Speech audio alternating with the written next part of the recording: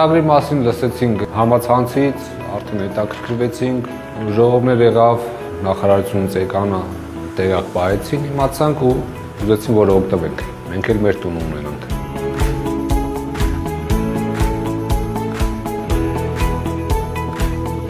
16 միլիոնը քիչ գումար չի, երբ որ տրամադրվել է բնակիչներին։ Արատ եմ ապրում այս պահին, բայց որ իմացա ծրագիրը կա, որոշեցի հետ գամ գյուղ, իմ գյուղում ապրեմ, իմ գյուղը զարգացնեմ ու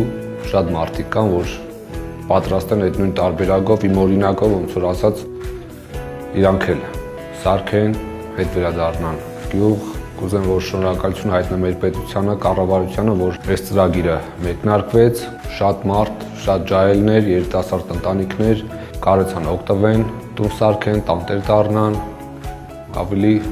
բարեկեցիկ կյանքով ապրեն։ Սահմանամերձ բնակավայրերում երկարատև տարիներ կարելի ասել գրեթե ոչ մի շինարարություն չի արվել։ Տներ կառուցվել են քաղաքացիների կողմից, բայց այս մասշտաբի, այս թափով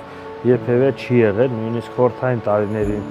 այս ծավալի շինարարություն չի եղել Արենիում։ Շատ հրաշալի ծրագիր էր այս ծրագիրը, մեր գյուղը 40 տուն պատրաստ է, այս վիճակի արդեն, նույն ոնց որ իմ տունն է, նորից մի 10-12-ն էլ ինչ որ պատճառներով որ հետ էր մնացել, էդ էլ ալը։